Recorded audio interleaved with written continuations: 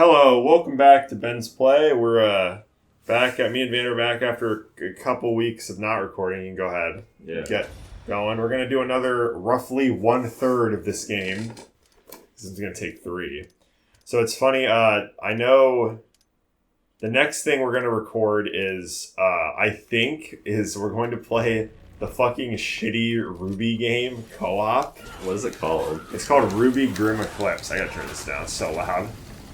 I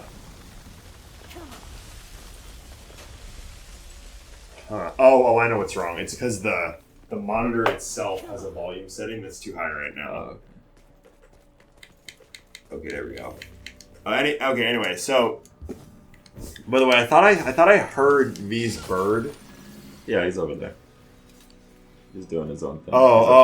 V's just over there. Yeah.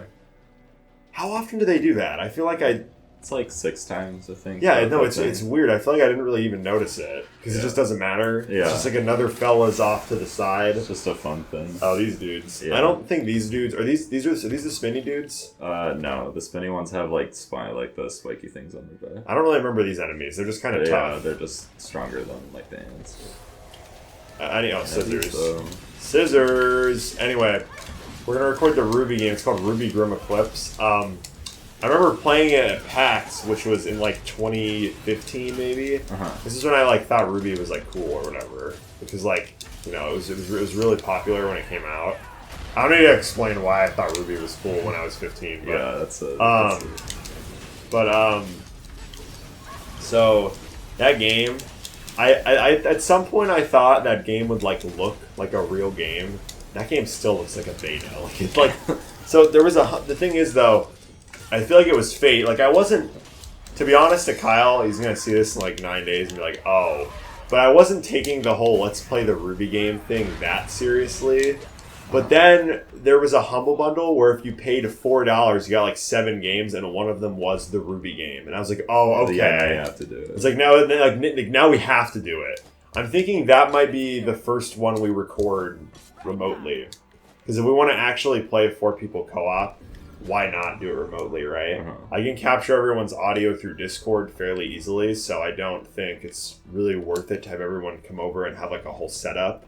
This is also, I feel like people in their own houses are going to sound better than everyone here because of the high ceiling of the room. Yeah, everybody's gonna be... It's just gonna be, I think it's just gonna be a little too much, but we'll see. My ideal setup for that would be remotely because I think it would be really easy, personally. Yeah. All I'd have to do is record the game footage, and then I would just...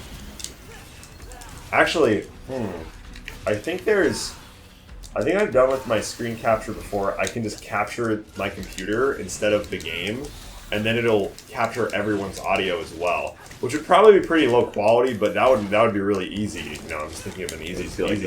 Audio, right? Yeah. But I feel like everyone has fairly good Discord audio. I feel like everyone has a headset except for me, but I have a condenser microphone, which is probably better in most cases. It's definitely not better for a Discord call, but it's better in most other situations. I just realized we did this part in the last episode. Oh yeah, I forgot. We were at the bottom of the subway. Yeah. We were about to go up the stairs.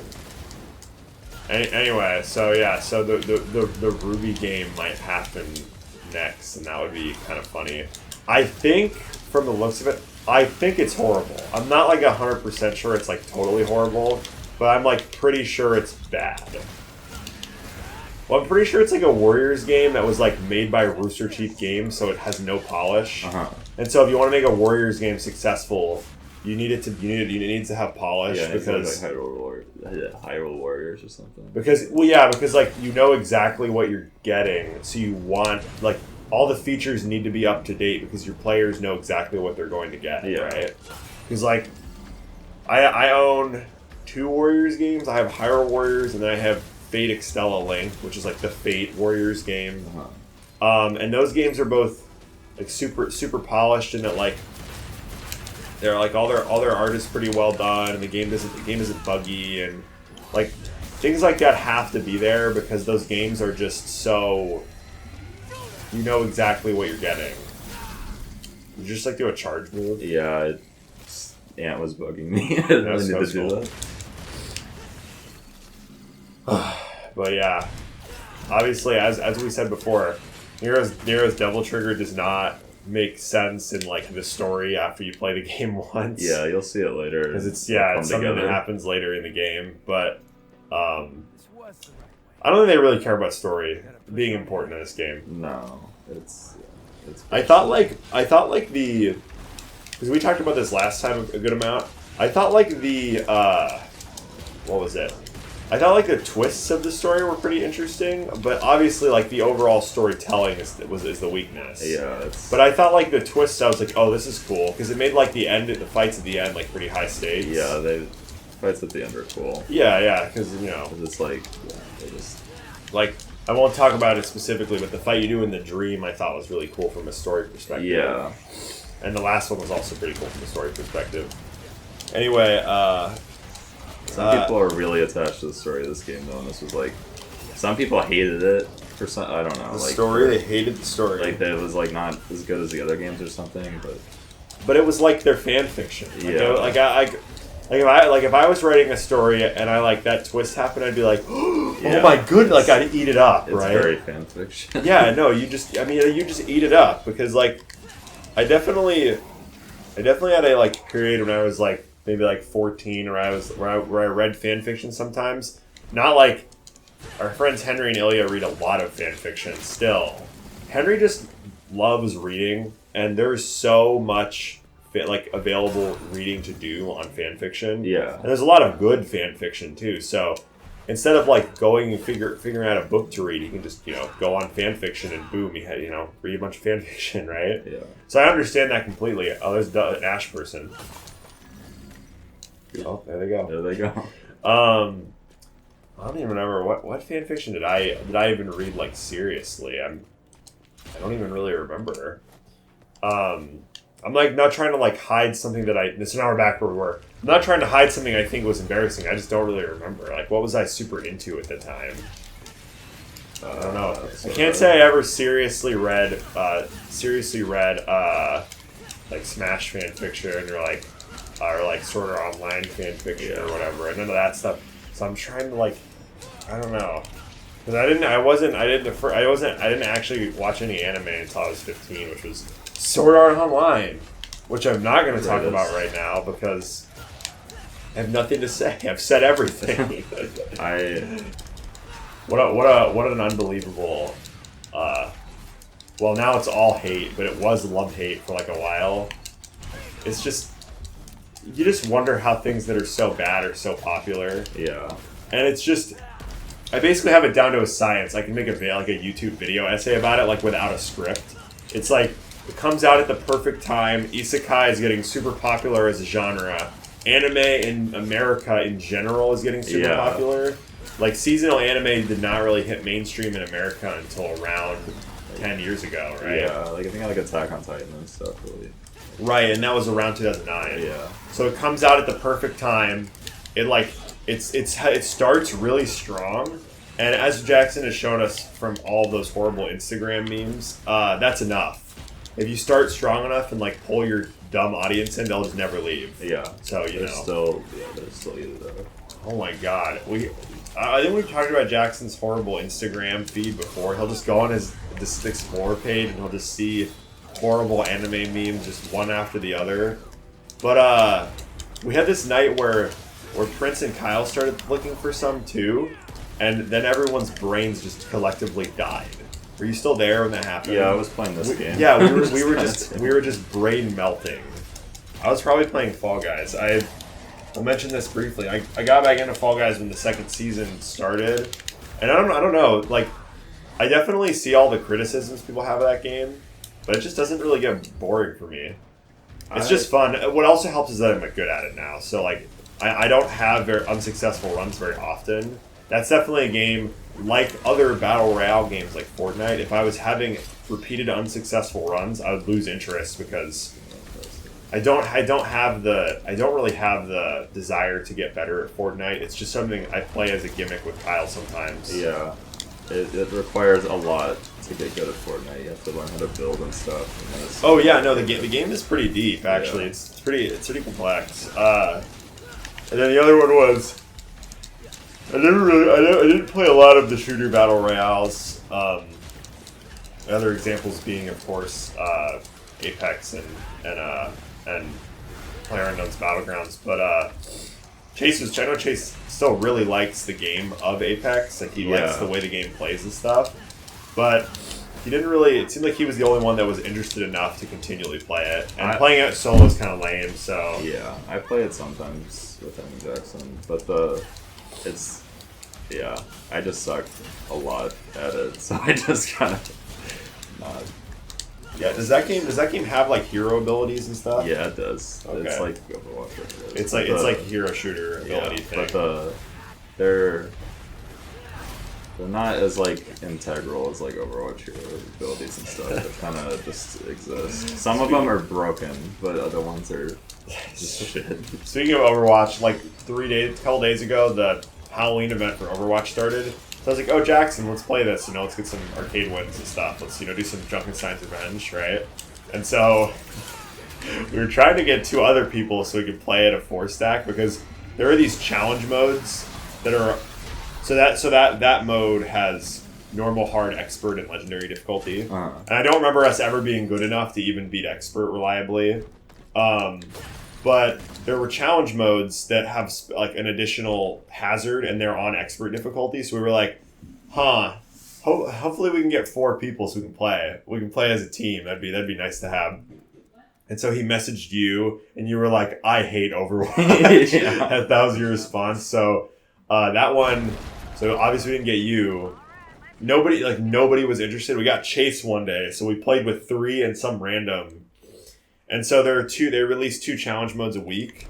So the first 2 are, there's a ghost that chases the players around. It's pretty slow, but it chases you around, and if you're in its like AoE damage thing, you just like get melted. So that made it kind of hard. We almost lost actually. So you just have to. Can you like shoot it? You can shoot it enough times it'll get stunned, but for like a couple seconds. But we almost died. We were like trickling in at one point. The first time Roadhog spawned, he like almost wasted us because on expert he does a lot of damage. Uh-huh. And then the other one was just fast zombies, which was really easy. But there are more. They're released 2 a week. So there's one where I think all of the zombies explode when they die and deal damage. And then there's one where they send a bunch of riptires, which is going to be awful. Yeah, that sounds. Yeah. Anyway, I was just like, hey. Yeah, I played the Junkenstein's Revenge stuff with you guys. Like, we played that like every We day actually for a played period it of like time. crazy, so much. We got really good at it. Well, the thing is, they don't like make the regular game any like interesting during events. They just add an event mode. Oh, this fella. Yeah. I barely remember this guy. He's just this guy with the knights. Yeah, he's just a normal enemy at a certain point. But this guy's cool, actually. Yeah. I really like this fight. And V's just kind of there. You have to play... you can play this mission as both of them, right? No, it's just as Nero. V just helps you. Oh, okay. That 7 was... Wait, no. You're right. Because you can play as V and then Nero helps you. Anyway, yeah, so we played that Overwatch event the first year so much. What's crazy is I had Oh, yeah, I forgot. I had unbelievable luck in that event, and you had terrible luck in that event, Yeah. I remember. You got, like, nothing. You got, like, 1 skin. Yeah, I got, like, I got something shitty. Oh, I got, like, Farah's, like, ghost skin, I remember. And That was kind of cool. Yeah, which I think I still use. Yeah, but your luck was so bad, and on that event I got every skin but the Junkrat one. Oh, yeah. And so this year, I've opened maybe 4 loot boxes. My luck just continued. I've opened 4, and I think I've gotten 3 event legendaries so far. Holy shit. To be fair, there is a lot of them now, but I got 2 in 1 box. I don't think I've seen any of them. There's like a Mummy Ono one, which is cool. There's this new Diva one where she's like some kind of weird evil like wolf thing. Think like Ari from League, but evil, and not as horny. Because they don't really do horny with Diva like they do with Ari in League. Yeah, They do. Do they even do horny with Diva? I mean, I don't know. We've talked about how like the designs of Overwatch characters are like really specific and like crafted in a way that's like, oh, buy those skins. All our characters are hot people. Yeah. I remember that game. Overwatch was criticized when it released because all of its women look exactly the same, and the men have such a diverse body types, but the women do not, which is definitely true. I'm not like arguing against that. I'm just bringing it up because I just remember that being a big deal when that happened. What the fuck? Yeah, he just kind of goes ham. That move was ruthless. Yeah. Can you do that move normally without the double trigger? Yeah. It's just you just press Y and then stop for a second, and then you just mash it over and over and over again. Rad. Yeah. Yeah, I definitely remember this this fight being really easy. And then, let's see, what was the other thing? So what's weird was I had to edit the clips in a different editing software, which was super bizarre. Like I hadn't had to do that in like forever, and it was kind of poopy. I was not a fan. Just felt really weird. Like I had to because like every editing software has like a decently complicated set of rules on how to do everything, even easy things, right? Uh-huh. And so it just felt kind of gross because I had to like learn how to do everything on another editing software. And I don't use professional editing software, although we do use DaVinci, and that's professional editing software. It's just DaVinci would not read in the file, like the video file. Like I don't know why. There was no reason for it not to work because it worked in the other editing software. But when I put it into DaVinci, it like corrupted at like 30 minutes. And I just could only use 30 minutes of it, which just made no sense. But so anyway, I had to edit another. Yeah, there's been like projects I've tried to make in DaVinci, and then randomly I'll come back and it's like half the files are like video type not supported. I'm like, it was supported a month ago. What the fuck? Yeah, no, I feel like that's what happened to me too. It's just sometimes it just is like weird. I was gonna say that's B's lightning, right? Yeah, it's coming from It's funny Birdman. Funny chicken. Yeah, he's got that kind of voice where you're like, God, why does every fucking companion character in every anime or video game have to have that voice? Yeah, he sounds like Gilbert Godfrey. Everybody. Yeah. But it's like squeakier. Yeah. Gilbert Godfrey's voice is kind of squeaky, but it's squeakier. Yeah, he just reminds me of what's the bird he plays in Lion King? God, I don't remember any Lion King characters. That reminds me. Speaking of Disney, but if there was any live action remake I would have wanted to be successful, it's Mulan. It's like my favorite Disney movie, but I heard it was just shit. Yeah, like, it was garbage. And there's no music numbers in it, and Mushu isn't in it. Why are they messing up a bunch of cultural things too? They tried to be like culturally accurate to ancient China, and they just fucked that up a bunch of times too. Yeah. Mushu's not even in it. No, that's awful. Yeah. What? And then it released on Disney Plus for like $35. And it's like no one wants to. It's so dumb. It's more than the price of the Blu-ray for the movie, and more than the price of 2 tickets to the movie. It's like it's more than the price for probably like 3 or 4 tickets to the movie. So if you were like take your family, then like it would be like the same price. I think that was the logic they were going with, but that's just like Disney bootlickers arguing for it. Yeah. The thing about Mulan, that movie is just, it's so obvious that like Hollywood is like they're trying to get money out of these movies in this situation because they can't releasing the movie in theaters. They're not going to make money because of COVID. Like their ton of theaters aren't going to be open. They're just trying to make money. Obviously, they're trying to make their money back or somewhat, but it's just like not going to happen. Yeah. Right. Like I can understand if they did a rental within Disney Plus that was a reasonable price, that was like within the price of what a regular rental on like Xfinity would be, like $6.99 or something. Like then maybe people would buy it. The movie also just sucks, so that doesn't help. No one wants to. Anyway, next time on Men's Play, we're gonna keep on rolling.